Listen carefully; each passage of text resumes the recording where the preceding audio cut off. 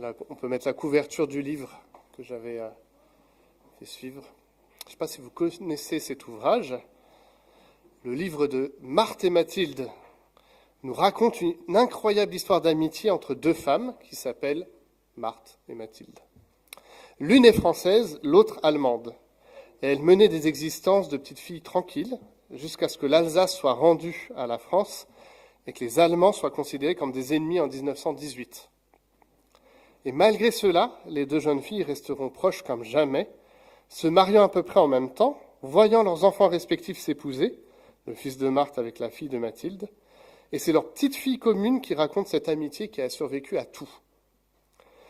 C'est un ouvrage qui nous rappelle la puissance de l'amitié, malgré les circonstances qui parfois tentent de la briser pour des considérations politiques, sociales, économiques, etc. C'est une belle histoire que je vous invite à découvrir si vous le souhaitez, et qui résonne avec notre passage d'aujourd'hui, qui nous présente là aussi une amitié de David et Jonathan, et qui fait face à son contraire avec la jalousie que va manifester Saül à l'égard de David. Ce récit, qu'on va lire dans un instant, nous questionne « Qui suis-je pour mon frère, ma sœur en Christ ? Est-ce que je suis le prochain de celui ou de celle qui est à côté de moi ? Est-ce que je reconnais son identité et les capacités que Dieu lui a données ? »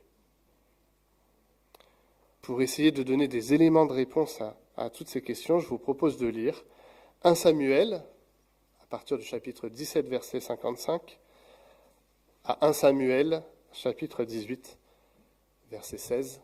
Et je vous laisse quelques instants, si vous le souhaitez, pour ouvrir vos Bibles. Pour ma part, je vais simplement lire dans la version de la Bible du Semeur. Et donc, si vous avez d'autres traductions, ça ne sera pas peut-être exactement les mêmes mots, mais le sens sera le même.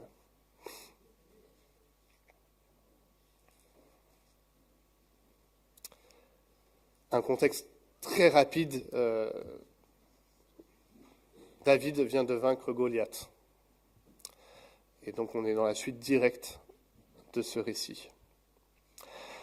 Lorsque Saül avait vu David s'avancer à la rencontre du Philistin, il avait demandé à son général Abner, « De qui ce jeune homme est-il le fils, Abner ?»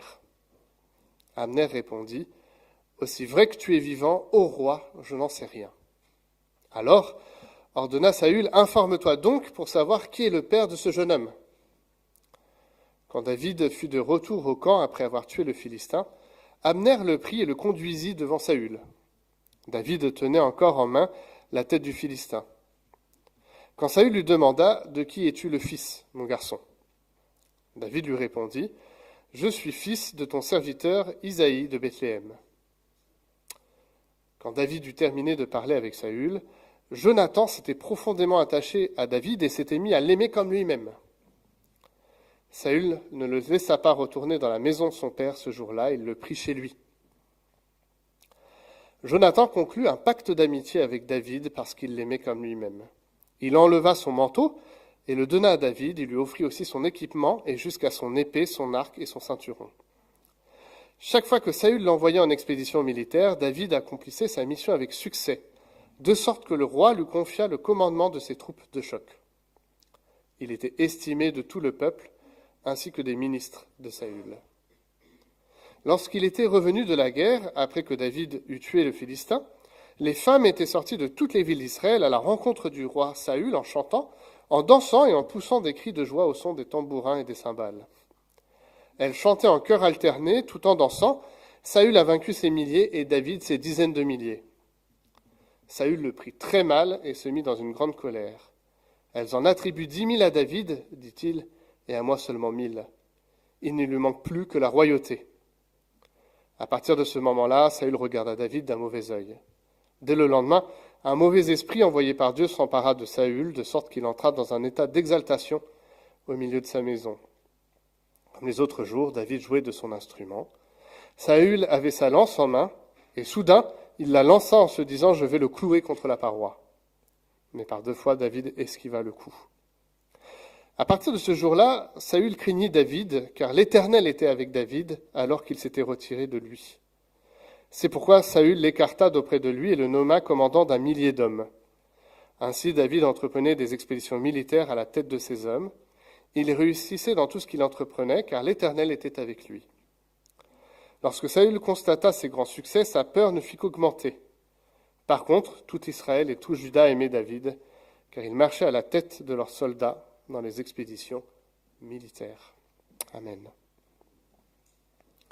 Au centre de notre histoire se trouve David, qui vient, comme je l'ai dit en introduction, de donner une grande victoire à Israël en tuant leur meilleur guerrier, Goliath. Cela a permis à l'armée d'Israël de profiter de la panique de l'armée adverse, abasourdie par la mort de leur héros, pour leur infliger de grandes pertes. Et comme Thomas nous l'a rappelé il y a 2 semaines, derrière ce combat entre David et Goliath, ce qui s'est joué, c'est en fait la question de la foi en l'Éternel. Si David a vaincu Goliath, ce n'est pas parce qu'il était un meilleur guerrier, mais parce qu'il avait placé sa confiance en Dieu et qu'il n'a pas laissé ce géant insulter l'Éternel. Et on arrive alors, après cet événement spectaculaire, à s'interroger sur l'identité de ce jeune homme. Plus précisément, c'est Saül qui demande à son général, Abner, qui est David, ce qui semble en réalité assez logique, vu qu'il avait promis la main de sa fille à l'homme qui tuerait Goliath, et d'exempter d'impôts toute sa famille. Donc c'est assez normal de rechercher de quelle famille il est, et puis qui est ce jeune homme qui a tué Goliath. On peut aussi se dire qu'en fait, même si David avait été à la cour royale, en fait, c'était qu'un joueur d'instruments. Mais ce n'était pas quelqu'un que connaissait forcément Saül, il ne pouvait pas connaître tout le personnel de la maison royale.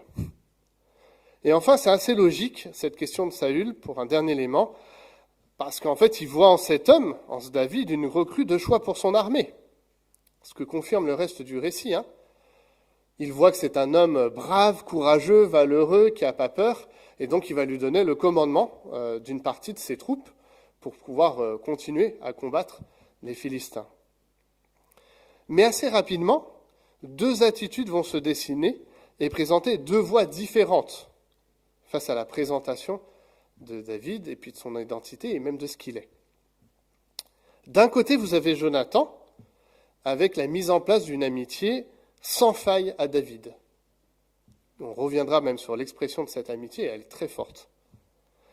De l'autre côté, plus tristement, vous avez Saül qui va développer une jalousie à l'égard de David, une jalousie qui va même arriver à un extrême avec la volonté et l'essai de tuer David. Et on va prendre dans l'ordre de notre passage ces 2 autres personnes, Jonathan et David.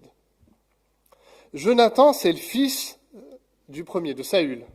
Donc Saül, c'est le premier roi d'Israël. Et littéralement, notre texte dit que l'âme de Jonathan fut liée à celle de David. C'est une expression assez forte. Puis on voit que la réciprocité est également vraie, avec le pacte qui est conclu. David a aussi une amitié sincère pour Jonathan. Cette expression, l'âme de Jonathan fut liée à celle de David, en fait, elle a attesté qu'une autre fois dans tout l'Ancien Testament, c'est pour présenter le lien d'affection de Jacob envers son fils Joseph. Genèse 44, 30. Donc c'est le même lien d'affection entre Jacob et Joseph pour David et Jonathan. Un même lien d'affection tellement fort qu'ils semblent être liés l'un à l'autre. La portée de cette amitié se concrétise par le don, par Jonathan, de son manteau, de son épée, de son arc, de ses armes, quelque part, ce qui est une coutume attestée à l'époque pour signifier qu'un pacte est pris entre l'un et l'autre. D'ailleurs, la portée concrète de ce pacte se révèle un petit peu plus tard, au chapitre 19 et 20, avec Jonathan qui prévient David de l'intention de son père, Saül, de le tuer, et qui lui permet même de fuir pour éviter sa colère. Donc ce n'est pas simplement des paroles de la part de Jonathan et David, mais c'est même concrètement, lorsque Saül va avoir une intention de tuer David, Jonathan va prendre ce pacte et dire, voilà, j'avais promis de prendre soin de toi, donc sache que mon père va essayer de te tuer, je vais faire tout ce qui est possible pour pas que ce soit le cas, mais si tu dois fuir, fuis pour ne pas avoir à vivre cela. De l'autre côté, il y a Saül, donc le père de Jonathan, ça vous avez suivi. il a conscience que la royauté va lui échapper. Tout simplement parce que Samuel lui a dit. C'est pas un secret en fait. Samuel lui a dit qu'il allait avoir un nouveau roi. Et il sait que Samuel a oint ce nouveau roi. Sauf qu'il ne sait pas qui c'est. David pourrait être celui-ci. Et c'est pas déconnant qu'il le pense, puisqu'en fait c'est la réalité. David est réellement celui que Samuel a oint pour prendre la royauté plus tard. Dans sa fonction de roi, il y a beaucoup de choses qui sont basées sur le prestige. En plus, c'est le premier. L'aura dont jouit David pourrait être néfaste à l'exercice de son pouvoir. Et on voit que le rapport de Saül à David est assez ambivalent au début. Il confie des missions à David. Il lui donne des troupes de choc, donc ça c'est positif. Mais en même temps, en donnant les troupes de choc, donc des troupes qui vont être en contact régulier avec les Philistins, il y a quand même davantage de chances que David meure par rapport à ça que dans d'autres lieux. Et on va voir que c'est un peu le développement de son idée. Dans le reste du chapitre, il va envoyer en fait David dans des missions très périlleuses en espérant qu'il ne s'en sorte pas. Mais en même temps, c'est un poste privilégié et un poste en vue dans la royauté. On voit que Saül fait confiance à David dans le sens de reconnaître ses qualités de guerrier. C'est réellement un bon guerrier, courageux, brave, qui prend soin de ses hommes. Tout ça, ça lui est reconnu. Mais on voit aussi qu'assez rapidement, il y a une tension qui naît à travers un chant qui est pris par les femmes qui sont sur le chemin. Et c'est très intéressant parce que le texte spécifique, c'est d'abord un chant à l'attention de Saül. Mais dans ce chant, il est aussi question de David. Et là, on va juste prendre quelques instants, parce que nous, on lit avec des milliers d'années le texte, une grande différence. En fait, la manière dont c'est formulé, dans une convention de la poésie hébraïque, c'est pas très choquant de le dire comme ça. Je vais m'expliquer. La manière dont on fait de la poésie en hébreu, c'est pas de la même manière dont on fait en français. Et donc, une façon de faire de la poésie hébraïque, c'est en fait à chaque fois de sous-rajouter un petit peu plus, mais pour faire des parallèles. Deutéronome 32:30, comment est-il possible qu'un guerrier à lui seul en poursuive 1 000, et que 2 seulement en fassent fuir 10 000? Si Dieu, qui fait toujours leur rocher protecteur, ne les avait vendus, c'est l'Éternel n'avait livré son peuple à d'autres. Vous voyez, c'est une histoire un peu parallèle, on monte en puissance pour le discours, mais on n'est pas en train de dire il y a un guerrier ou 2, c'est une façon de parler. Un autre exemple, le psaume 91, verset 7, que 1000 tombent à côté de toi et 10 000 à ta droite, toi tu ne seras pas atteint. C'est pour montrer que quoi qu'il arrive, tu ne seras pas atteint. Et la façon dont les femmes chantent, c'est un chœur alterné. Et donc c'est en fait une façon de mettre et d'honorer Saül, mais aussi d'honorer David, mais pas en mettant l'un en supérieur à l'autre, mais en parallèle l'un de l'autre. Saül est reconnu dans ce qu'il a fait, mais David est aussi reconnu pour son exploit manifeste vis-à-vis de Goliath et puis de l'armée philistine. Saül, qui est conscient normalement de ces conventions, là le prend de manière très personnelle en disant « En fait, ils sont en train de mettre David plus haut que moi. » Ce n'est pas le cas. Mais ça pourrait déjà être questionnant de mettre en parallèle David et Saül. Et ça, c'est par contre une réalité du chant. Et donc une différence va s'installer entre le père et le fils. Revenons sur Jonathan. En réalité, Jonathan aurait lui aussi bien des raisons d'être jaloux de David. N'avait-il pas accompli un exploit extraordinaire pour Israël en attaquant ce camp avancé des Philistins au chapitre 14 ? Si on relit le chapitre 14, c'est assez extraordinaire. Vous avez Jonathan qui, avec la foi, part avec son serviteur, va vers un camp avancé et crée de la confusion, ce qui permet là aussi à tout Israël de gagner une bataille. Donc il aurait pu être jaloux parce que finalement, avec ce qu'a fait David, ça éclipse ce que Jonathan a fait. Et sur ce chapitre 14, je vous renvoie à la prédication de Joseph Palladino, qui est excellente et qui explique tout ce qui s'est joué là à ce moment-là. Donc Jonathan aurait pu vraiment prendre le fait d'être éclipsé par David, parce que David a fait un acte extraordinaire, alors que lui, il en avait fait un, mais c'était avant. Seconde chose, en fait, Jonathan, c'est l'héritier légitime du trône après son père. Selon la lignée dynastique, après Saül, c'est normalement Jonathan qui va régner. Mais on voit qu'il donne son manteau et son arme, signe de la stature royale qu'il revêt de David. Je ne sais pas si c'est un geste conscient, et en fait le texte ne précise pas si c'est conscient ou inconscient. Mais ça exprime au moins la nature de la relation de Jonathan à David et le désir de Jonathan d'honorer l'Éternel. Pourquoi je dis ça ? Parce que par ce moment précis, Jonathan reconnaît à David son statut d'homme aimé par l'Éternel. Et ça va même plus loin que ça fait toute sa joie. C'est ce qui permet en fait à Jonathan d'exprimer sa reconnaissance à Dieu. Il a avec lui, à côté de lui, quelqu'un qui lui ressemble, quelqu'un qui aime l'Éternel, quelqu'un qui a la foi, quelqu'un qui a mis sa foi en action pour délivrer Israël avec l'aide de Dieu. Mais la manière d'agir de Jonathan, c'est toute la reconnaissance qu'il a pour l'Éternel et pour ce frère qui est à côté de lui, qui lui ressemble et avec qui il veut partager une amitié sincère. Jonathan se réjouit pour David de ce que l'Éternel lui a permis d'accomplir, des capacités qu'il lui a données, de la foi qui est la sienne. Au fond, Jonathan a très envie d'encourager David, de marcher dans ses pas, de prendre et d'apprendre de lui. Et c'est tout le contraire qui se produit pour Saül. Lui aussi reconnaît que l'Éternel est avec David. C'est dit dans le texte. Mais au lieu de faire sa joie et sa reconnaissance, ça aiguise sa rancœur et sa colère. C'est même ce qui anime son désir de nuire à David et même ultimement de tenter de le tuer à 2 reprises. Quel gap entre le père et le fils. La différence se joue dans le cœur et la relation que chacun entretient avec Dieu.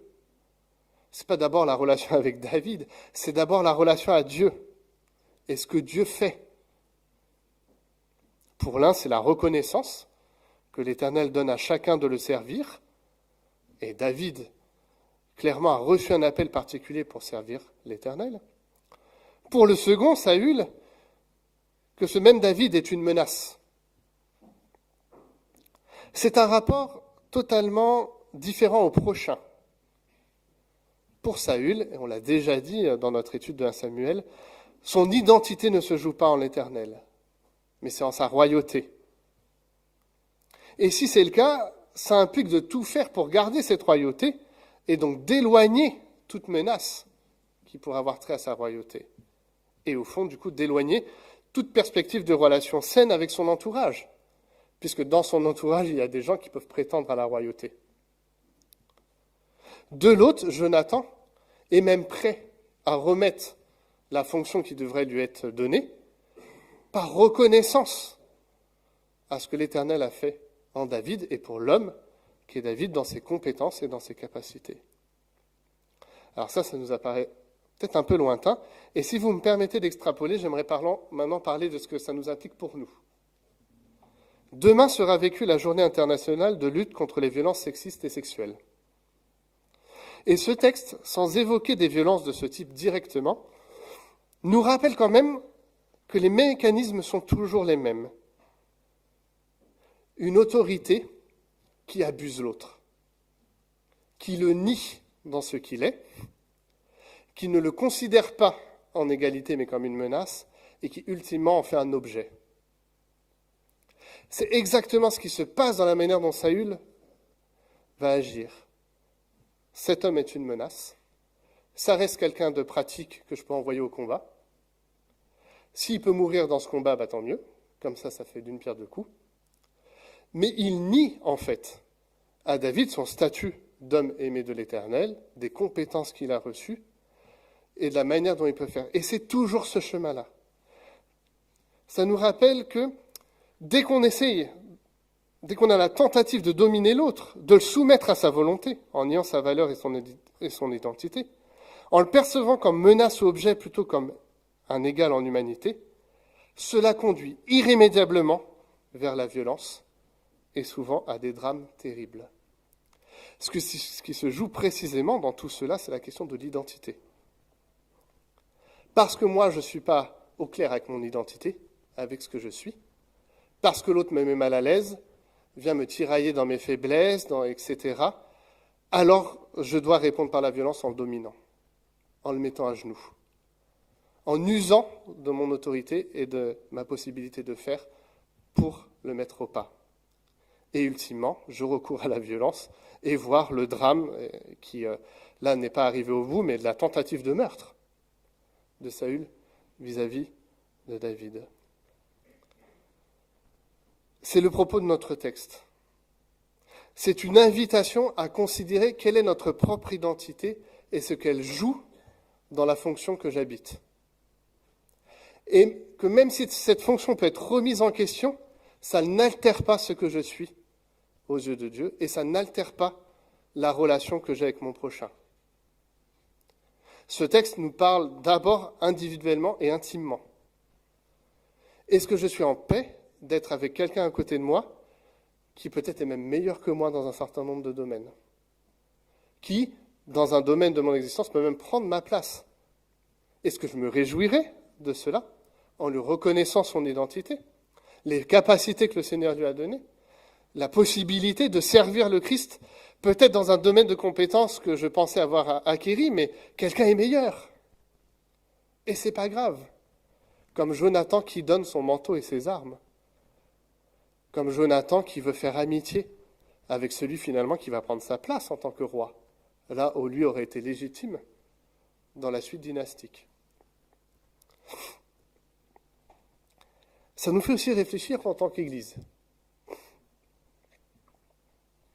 Je crois qu'on est tous d'accord que dans l'Église, il se vit beaucoup de diversité, d'expression de foi. Je suis sûr que même si on fait un petit tour, mais on ne va pas le faire parce qu'on est nombreux ce matin, notre foi n'est jamais exactement la même que l'autre. Alors on a des fondamentaux, une confession de foi commune, on peut avoir le symbole des apôtres, etc. Mais la manière de vivre concrètement, il y a une certaine diversité. Ça, c'est la richesse de la création de Dieu. Mais parfois, on essaie de nous faire croire que cette diversité explicite le nombre d'églises, le nombre d'unions, etc. Honnêtement, vu le nombre d'unions, de fédérations qu'on est, je suis sûr, et j'en ai même les preuves, que c'est souvent marqué par la division. Et donc, ce n'est pas la diversité qui s'exprime, c'est l'impossibilité d'être avec l'autre et de reconnaître ses dons, ses capacités à servir l'Église. Et pour ça, j'ai un exemple très caricatural, mais je vais l'anonymiser, comme ça vous ne saurez jamais où ça se trouve. Lorsque j'étais pasteur à Gisors en Normandie, on faisait des pastorales, jusqu'à là il n'y a rien de choquant, et on est allé dans une ville où on s'est réunis dans une église, mais ce qui m'avait frappé, c'est que dans la même rue, en fait, il y avait deux églises face à face. Et ça m'avait un peu surpris, et donc lors de la pastorale, je pose la question, c'est pas commun quoi d'avoir deux églises en face à face.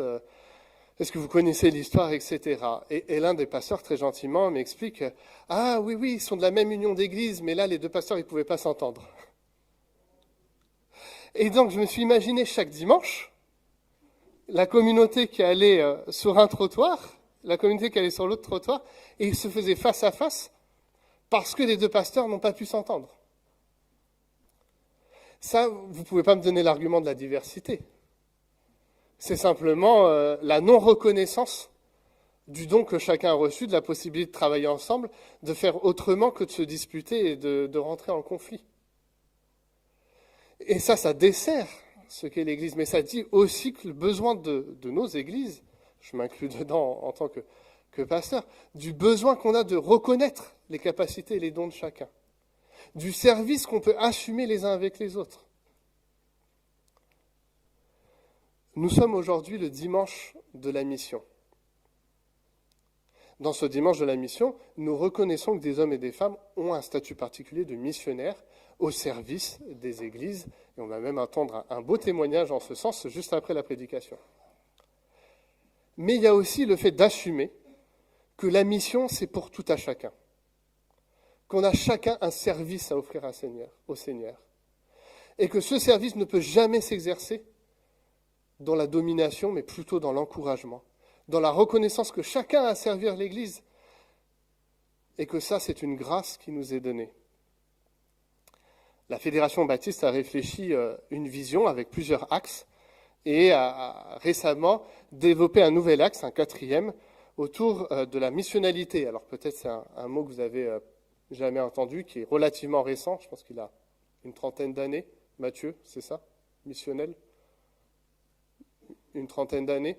Mais c'est l'idée que, en fait, chacun, nous sommes appelés à être en mission. Et que dans cette mission, nous sommes appelés, du coup, à nous encourager les uns les autres, à reconnaître à notre prochain la possibilité de servir.